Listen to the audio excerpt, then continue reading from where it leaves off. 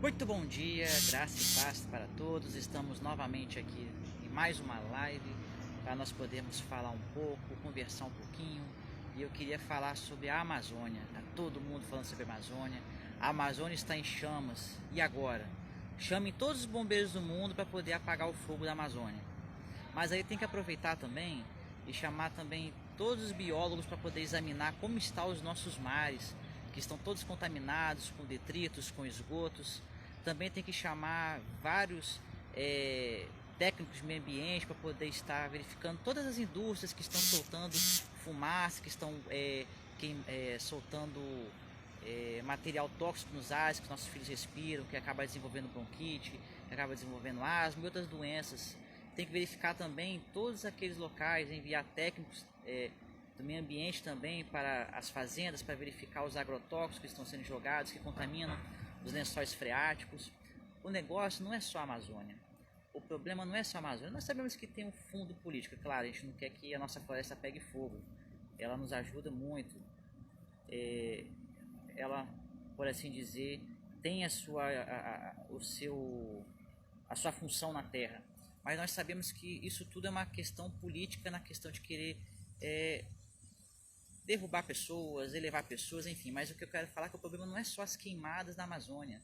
Toda a natureza tem sofrido por causa do pecado do homem na Terra. E a própria natureza tem sofrido e tem gemido, por assim dizer, por causa do pecado que entrou na Terra. Não é de agora que o homem destrói a Terra. A destruição do planeta começou lá no Jardim do Éden, quando Adão e Eva comeram daquele fruto que não deveria comer, que Deus falou que eles não deveriam comer. E a partir dali o pecado entrou no mundo. Não pensa você que o pecado apenas corrompeu o ser humano. Não, o pecado também corrompeu a própria natureza. Antes, a natureza estava sujeita ao homem. Adão e Eva poderiam andar em qualquer lugar que quisessem, eles não seriam atacados por animais peçonhentos, eles seriam respeitados, os animais respeitavam o homem foi criado para ser senhor, para ser um guardião desse planeta. Mas o que aconteceu com a entrada do pecado? O homem perdeu esse poder, perdeu essa responsabilidade de Deus, e a natureza de certa forma foi transformada. A natureza passou a se tornar hostil ao homem. Você duvida disso? Experimenta passar uma noite no meio do mato para você ver como a natureza não vai te atacar, como os mosquitos não vão te atacar, como as cobras e os animais não vão tentar te devorar. Realmente o tempo em que a natureza era sujeita ao homem acabou. Mas isso não quer dizer que nós temos que sair por aí destruindo ela. De certa forma, nós ainda somos guardiões, porque nós dependemos dela para podermos viver nessa terra.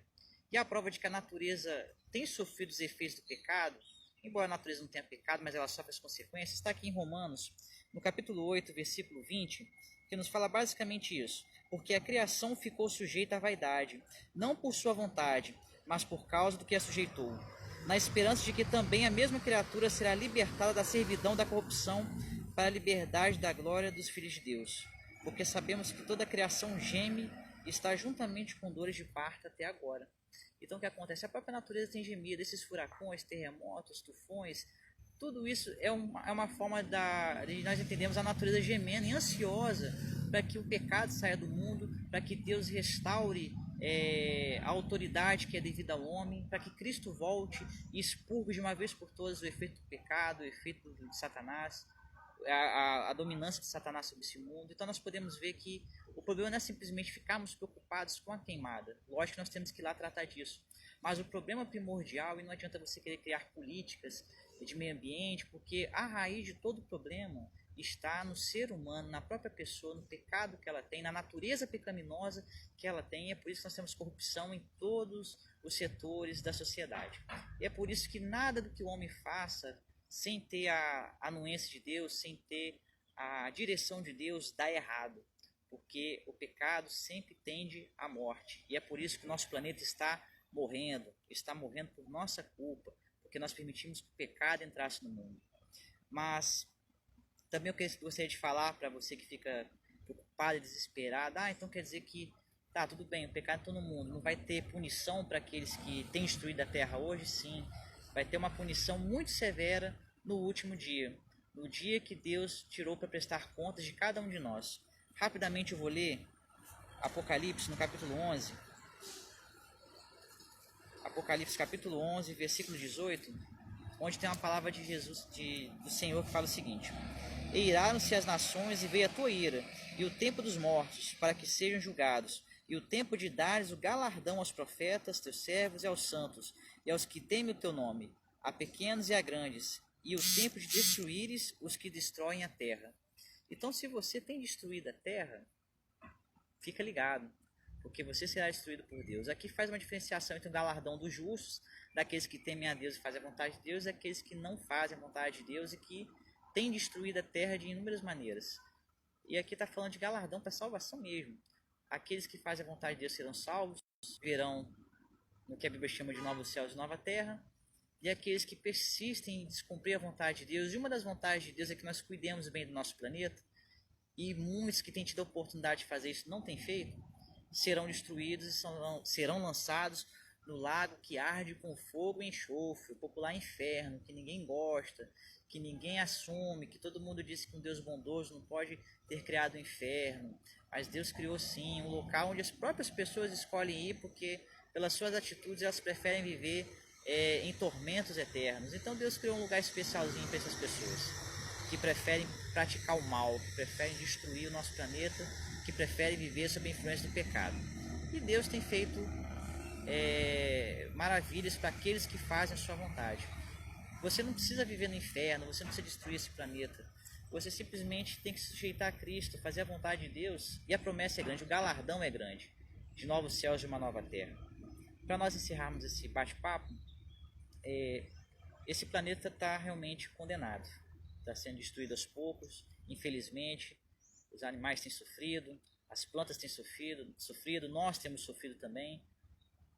Mas Deus tem um plano para isso. Ele tem um plano para poder estar restaurando toda a criação da maldição do pecado, da maldição que acabou sendo lançada na terra por causa de Adão e Eva e pela interferência do diabo.